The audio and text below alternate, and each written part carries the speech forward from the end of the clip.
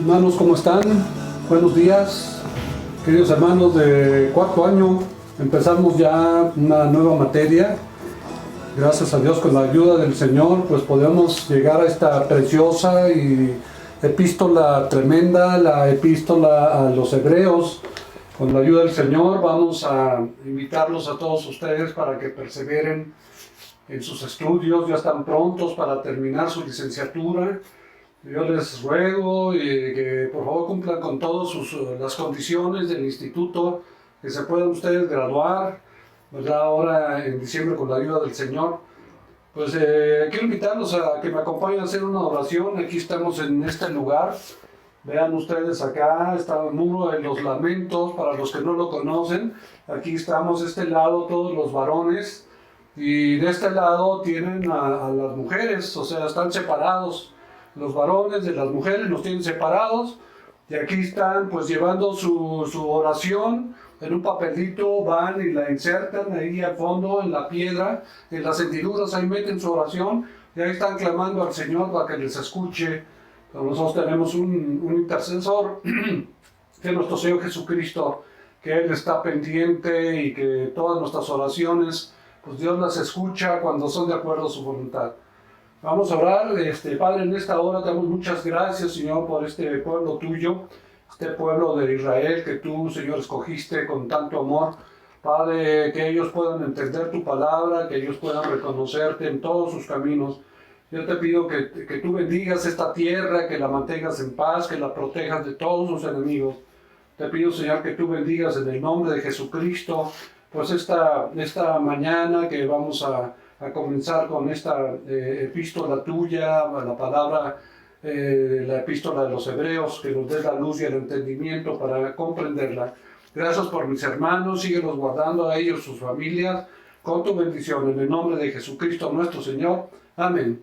Ahora sí, pues vamos a abrir nuestra Biblia aquí en Hebreos, capítulo 1, y ustedes van a ver cómo, pues, Hebreos en sí, pues hemos considerado algunas opiniones de teólogos expertos en Hebreos, y pues casi todos están de acuerdo que no es en realidad no es en sí una epístola como las que hemos acostumbrado a estar estudiando, ¿verdad? Sino se le considera como un sermón, una palabra de exhortación en el capítulo 13, 22, una palabra de exhortación, y bueno, cuando lo comparas con los demás escritos, ahí por ejemplo aquí en el capítulo 1 del 1 al 4, pues vemos que la forma tradicional de una carta, como las demás epístolas que escribe Pablo, pues vemos que en cambio Hebreos, por ejemplo, carece de esa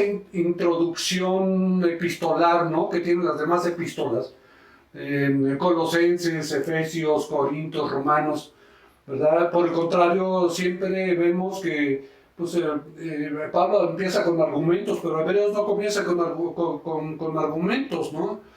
Y por eso pues, se ha concluido que Hebreos es más bien un sermón, y que después posteriormente pues lo hicieron como una epístola, ¿no?, como una conclusión epistolar, digamos.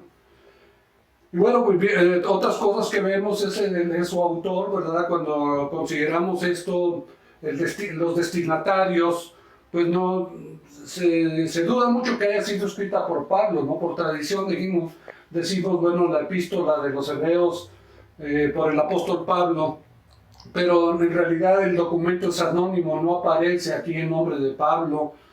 Además, pues la teología y el lenguaje, por ejemplo, del documento en sí, pues es distinto al de Pablo, ¿no? Y bueno, vemos aquí que no dice a quién está dirigida, ¿no? No dice Pablo a los hebreos como lo dice Pablo a los efesios, o a los de Colosas, o a los tesalonicenses. Aquí no menciona esto. El nombre de los hebreos pues fue otorgado porque en esta carta pues se menciona muchas costumbres de los judíos, ¿no? El sumo sacerdote, el judaísmo, el templo, etcétera, etcétera. Por eso el nombre se le dio a los hebreos. Y bueno, aquí en la introducción también vemos que en realidad es una de las epístolas que se considera pues más difíciles, ¿no?, interpretar de todo el Nuevo Testamento. Y bueno, aquí encontramos como a lo largo de la historia cristiana, pues la epístola del apóstol Pablo a los hebreos, ¿verdad? Pues, pues se ha considerado así por todos los años del cristianismo cuando se estudia esta carta. Pero sin embargo, esta inscripción no es exacta. No tenemos así esa certeza de que haya sido el apóstol Pablo. Y pues más bien se consideran algunos otros autores como Apolos. Se piensa que fue quizás Apolos el que escribió la carta, ¿no? Y bueno, de esto podremos ver un poco más adelante. Pero vamos a ver que este documento contiene pues un argumento sostenido, ¿verdad? Continuamente se sostiene por casi toda la carta, y es el más largo quizás del Nuevo Testamento, un argumento sostenido. En otros hay argumentos, pero se cortan y comienzan con otro argumento, y así, ¿no? Van de argumento en argumento, y este es un argumento sostenido. Casi toda la carta encontramos este principio, ¿no? De su tema, que es indudablemente es Jesús como el sumo sacerdote del nuevo pacto. Y este argumento pues está escalonado y es progresivo, y por ejemplo nos sería imposible entender el capítulo 9 si no entendemos el capítulo 7 y 8, cómo está relacionado y está armonizado todo el argumento, va escalonado poco a poco, ¿no? Y bueno, en cuanto a su metodología, ya que no podemos identificar al autor ni la comunidad a quien fue dirigida, pues esta palabra una palabra de exhortación, este sermón, ¿no? Pues nos vamos a tener que acercar a la epístola, a este escrito, pues de otro modo, ¿no? Vamos a ver que es necesario leer Hebreos para estudiarlo, ¿verdad? De una manera como queremos hacerlo, para que veamos lo que el texto nos está diciendo sobre la ocasión de lo que se está escribiendo, el propósito y la situación en la que en esos momentos se encuentra la comunidad a la que fue escrita, ¿eh? Aquí vemos que en principio se divide en 5 secciones el libro de Hebreos. Lo podrían seccionar en varias más, pero regularmente esto es lo que, estudiándolas, se pueden ver 5 secciones que comienzan con una breve introducción y generalmente terminan con una conclusión, ¿no? En forma de carta, ¿no? Ahora, cada sección vamos a encontrar como 2 o 3 temas, y en cuanto a las secciones, pues veremos que hay un texto que sirve de puente, como que nos lleva, ese texto nos lleva al otro capítulo, ¿sí? De nuestro estudio. Y esto se enseña que tiene una estructura, le llaman concéntrica o quiástica, pues en el idioma teológico, ¿no? La manera como se considera que debe de estudiarse. Ahora hay que entender el Antiguo Testamento, ¿verdad? Como para comprender un poco más la epístola a los hebreos, y es por eso que quisimos pues estudiar esta epístola, para tener también una explicación y un entendimiento de las figuras, de los ejemplos que se escriben a lo largo el antiguo de los 39 libros, ¿no? Que encontramos en el Antiguo Testamento. Pues aunque tenemos acá en Hebreos textos de muy difícil interpretación, pues vamos a la luz del Antiguo Testamento, con la ayuda de Dios, a estudiarla, y a que Dios nos permite ir entendiendo poco a poco. Entonces yo les decía que se duda que fue Pablo, que más bien fue o Apolos o hasta Lucas, el escritor de Hechos, por algunas situaciones que se analizan en el aspecto histórico, ¿no? En el aspecto también, en la forma como escribía tanto Lucas como también se sabe de Apolos. Lo que se puede ver es que el perfil de la persona que escribe es que era un judío helenista, es decir, hablaba griego, pero muy buen griego. El autor pues es un intelectual sin duda, que conocía la versión Septuaginta, que es la versión del griego al Antiguo Testamento, la versión Septuaginta, pero se la conocía, pero si bien de principio a fin, Y en este texto de Hebreos se citan por lo menos 31 textos del Antiguo Testamento. O sea, se recurre mucho al Antiguo Testamento, tienen muchas bases del Antiguo Testamento.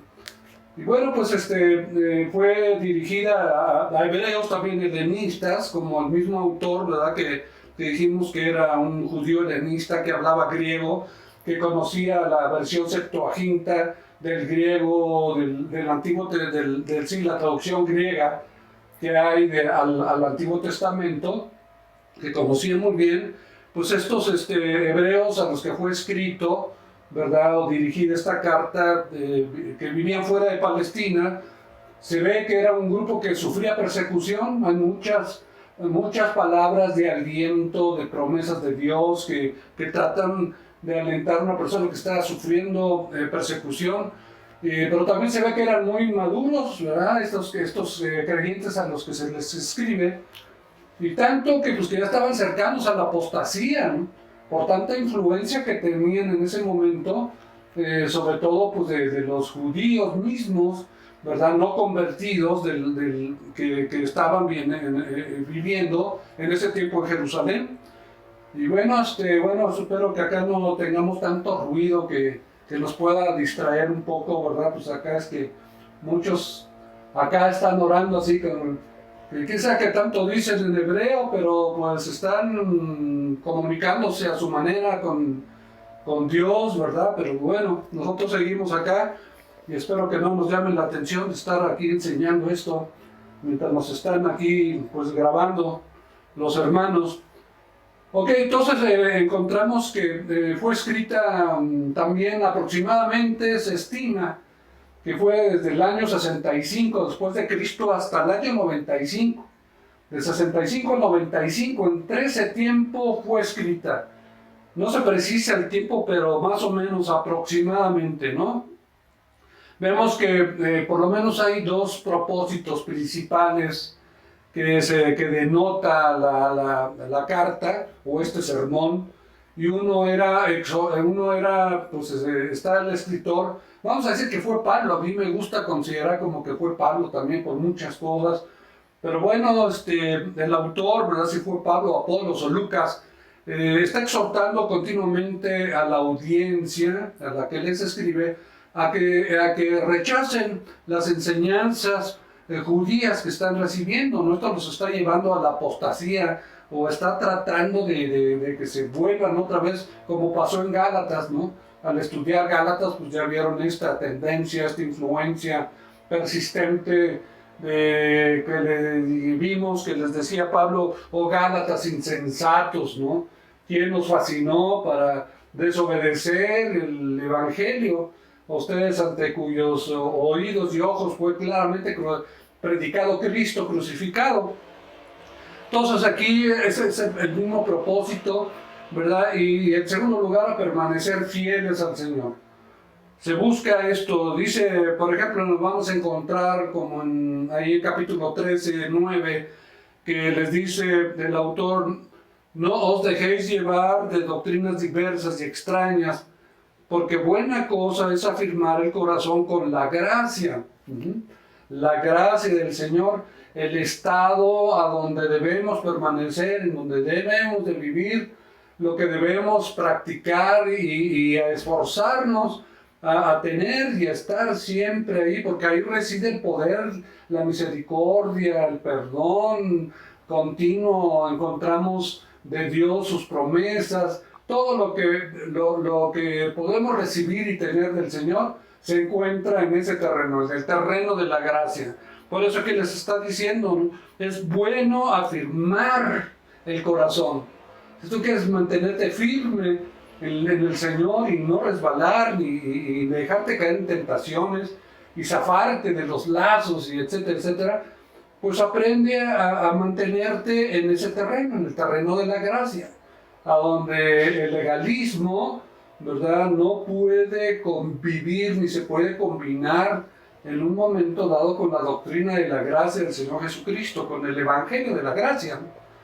Dice: no con viandas, o sea, le llama viandas que nunca aprovecharon a los que se han ocupado de ellas. Le está diciendo: pues Pablo, en el capítulo 13, versículo 9, buena cosa es afirmar el corazón con la gracia.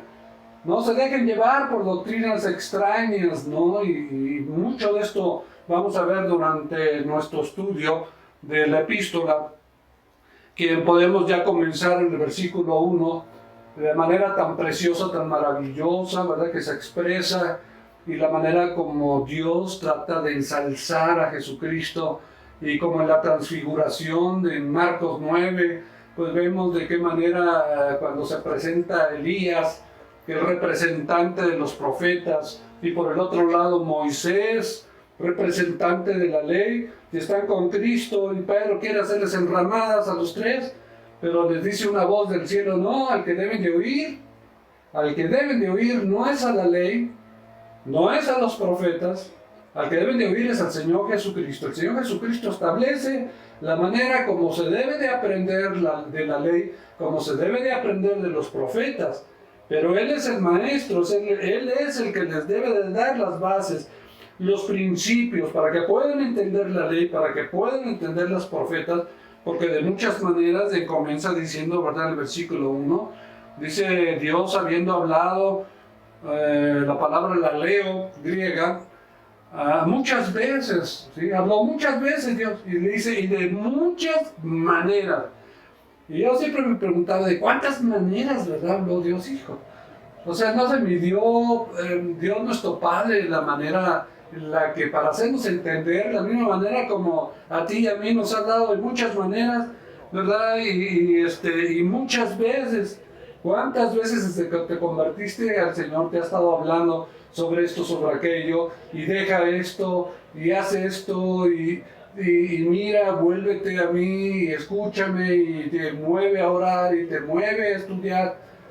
Y de muchas maneras, ¿no? Él usa las circunstancias, una enfermedad. Ahora con lo del COVID, no digo si no nos ha hablado nuestro Padre, wow, de una manera impresionante, ¿no? A la iglesia en general. Y bueno, acá dice que lo hizo en otro tiempo, se está refiriendo en el Antiguo Testamento. El Antiguo Testamento, ¿de qué maneras? Bueno, por los profetas, Dios usaba como un medio. Era el medio, ¿verdad? Todavía no había nacido Jesús, su Hijo, ¿no? Entonces lo hacía a través de profetas con su Espíritu Santo, movía a los profetas a que hicieran una analogía, algunas cosas, ¿verdad? Proféticamente, algunas enseñanzas proféticas, pues por medio de la ley, ¿verdad? Las instituciones que él fue poco a poco estableciendo, por medio de ceremonias, pues por muchas figuras y símbolos. En el tabernáculo, ¿no? Cada cosa simbolizaba y eran figuras de verdades espirituales, todo, ¿no? Toda la historia en el libro de Daniel está llena de símbolos, de figuras, ¿verdad? Que hablan, ¿verdad? La verdad que reveló nuestro Padre en el Nuevo Testamento, o con ángeles, o hasta visiones, o con sueños. Por ejemplo, al mismo Nabucodonosor y otros no les habló a través de profetas, pero no digo si no era una manera, ¿verdad?, en la que Dios estuvo hablando pues a unos y a otros, ¿no? Y dice el versículo 1, fue en otro tiempo a los padres principalmente, ¿no? Abraham, Isaac, Jacob, considerados los patriarcas, nuestros antepasados de generaciones anteriores, sobre todo el pueblo hebreo, ¿no? En tiempos del Antiguo Testamento. Pero dice el versículo 1, por los profetas. Por los profetas. Ustedes deben ya distinguir los ministerios proféticos como ¿verdad? En el Antiguo Testamento, que Dios usó para hablar al pueblo, y ahora la profecía que nos ha llegado, pues a través, como dice el versículo 2, en estos postreros días. ¿Cómo que postreros días? Sí. Se estima que desde la venida de nuestro Señor Jesucristo hasta la segunda venida del mismo Señor, de nuestro Salvador y Mesías, desde su primera venida hasta su segunda venida, ese tiempo se le estima como los postreros días. Y dice acá, en otro tiempo, bueno, lo hizo a nuestros padres por los profetas, pero en estos postreros días, nos ha hablado por el Hijo. ¿Cómo podía hablarnos por el Hijo antes de que Él naciera? No, lo hizo a través de los profetas, aquí lo está diciendo. Ya en los posteriores, a partir de que viene Jesús y nace el Señor Jesucristo y crece y empieza su ministerio, nos empieza a dar ahora al Padre a través de Él. Y todas las palabras de Jesús en los evangelios es muy importante estudiarlas, conocerlas. Ahora Pablo y Pedro y Santiago y todas las cartas, ¿verdad? Que estudiamos del Nuevo Testamento, pues es el Señor Jesucristo, ¿verdad? Que nos ha dejado pues la palabra del Padre, su doctrina del Padre, y a través de quien el Padre se ha manifestado. Y entonces comienza estableciendo el ministerio de Jesucristo de esta manera, con toda autoridad, con todo poder. A partir de que el Señor vino, por eso en la transfiguración, ni Moisés, ni Elías, ni profetas, ni la ley, sino nuestro Señor Jesucristo. El Señor Jesucristo les va a enseñar cómo debemos de oír la ley, cómo debemos de aprender de la ley. ¿Qué es lo que la ley enseña? Y no quitar al Señor Jesús e ir a la ley, sin el Señor Jesús interpretar las enseñanzas de la ley. O con los profetas, y con los profetas, y no tomar en cuenta la enseñanza de Jesús. Es el error y el problema que tienen muchos mesiánicos, por ejemplo, o hasta el mismo pueblo de Israel. Pero los mesiánicos, que muchos que son cristianos, que se hacen mesiánicos, se cambian el nombre y se ponen nombres judíos, y ya traen kippah, y ya el talí, y guardan el Shabbat, y tienes que guardar las fiestas, y cuando vimos que en Gálatas que ya la ley es algo que voluntariamente, ¿verdad?, el creyente la practica o lo obedece en un momento dado, pero no por obligación, porque el que lo hace por obligación lo que hace es enredarse, ¿verdad?, y ligarse a querer cumplir algo que, como les dijo Jesús, ustedes mandan a cumplir la ley y ustedes ni con un dedo quieren hacer las cosas que manda la ley. O sea, ¿te fijas? Entonces, bueno, en los postreros días nos ha hablado por el Hijo, es decir, a través o por medio de nuestro Señor Jesucristo, al medio, ¿no? Cuando Jesús dijo, yo soy el camino, la verdad y la vida, el camino. ¿Por qué el camino? Porque es el medio. ¿El medio a qué? El medio, el camino, ¿dónde? Al Padre, ¿sí? El Padre nos ha hablado a través de Jesús para que podamos entenderlo y conocerlo, nuestro Padre Celestial. Dice el versículo, a quien constituyó heredero de todo. Por eso es que aquí la filiación implica el derecho a la herencia, ¿no? Nosotros somos hijos y entonces, dice, por ser hijos, dice Gálatas 4:7, así que ya no eres esclavo, sino hijo. Y si hijo, también heredero de Dios por medio de Cristo. Así que, por ejemplo, viendo la parábola de los siervos malvados de Mateo 21:38, ahí vemos cuando Jesús les dice, el versículo 38, dice, mas los labradores cuando vieron al hijo, dijeron entre sí, este es el heredero, vamos a matarlo y vamos a apoderarnos de su heredad. ¿Se fijan? O sea, el heredero que tiene la heredad es el hijo. Entonces, por eso dice Pablo en Gálatas 4:7, si eres hijo, ¿verdad? Entonces, por causa de esto, también eres heredero. ¿Heredero de quién? Heredero de Dios, por medio de lo que Jesucristo hizo, ¿verdad? Para que pudiéramos ser hechos hijos de Dios. Y dice el versículo 2, la siguiente parte, hablando de nuestro Señor Jesucristo, ya todo es una revelación poderosa de nuestro Señor Jesús, ¿no? Y dice, y por quien así mismo hizo el universo. Y esto aquí explica que Dios Padre hizo el universo, ¿no? Lo vemos en Génesis, en muchas partes, en los Salmos, en todos lados, de que Dios el Padre fue el que hizo el universo. Entonces aquí se dice que fue por causa de nuestro Señor Jesucristo, por causa de Él, Él hizo todo, ¿verdad? Por amor a Él, ¿no? No por medio de Él, o sea, Jesús, ¿verdad? No, es el Hijo, es el Salvador, es el Mesías, pero aquí está estableciendo las dos personalidades, tanto del Padre como del Hijo, y dando su adecuada posición que Dios le da en las Escrituras. Y sigue hablando de nuestro Señor Jesucristo, de nuestro Señor, versículo 3, dice, el cual siendo el resplandor, el apaugasma en griego, el apaugasma de su gloria. El Hijo dice que es el reflejo. Esta palabra griega es reflejo, quiere decir la apaugasma. O sea que Jesús siendo el reflejo de la gloria, ¿verdad?, luminosa del Padre. Ay, espero aquí con los pueblo judío que no esté hablando muy fuerte y perturbarlos, pero bueno, encontramos entonces que esta esplendorosa gloria del Padre, el Hijo, es una irradiación, podríamos decirlo, un destello de la gloria de Dios, es lo que está diciendo acá este texto. Como en su carácter y en sus actos en nuestro Señor, pues Él siempre exhibió, reflejó, ¿no?, en los días de su carne, pues la gloria del Padre. Por eso en Juan 1:14 dice, ya que el Verbo fue hecho carne y habitó entre nosotros y vimos su gloria, ¿sí? La gloria del Padre en Cristo, ¿verdad? Gloria como del unigénito del Padre, ¿sí? Una gloria que cuando Jesús dijo, la gloria que tú me diste o que tuve contigo, cuando antes de la fundación del mundo, pues tú ya en tu corazón, en tu mente, tú ya habías planeado, ¿verdad?, pues que yo fuera tu hijo y que yo heredara de ti y que yo fuera el Salvador.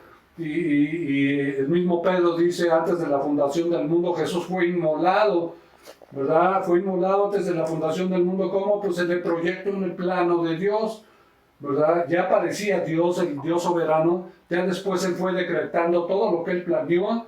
Lo vimos en Romanos, lo que Dios planea antes de la fundación del mundo, lo ejecuta a través de Jesús y después lo aplica en las personas que se van convirtiendo, escogidas por Él para recibir todo lo que Dios planeó y Dios decretó. Ese es como el proceso, ¿no?, que nos explica la justificación, la salvación, la reconciliación, todo está en base a eso, ¿no?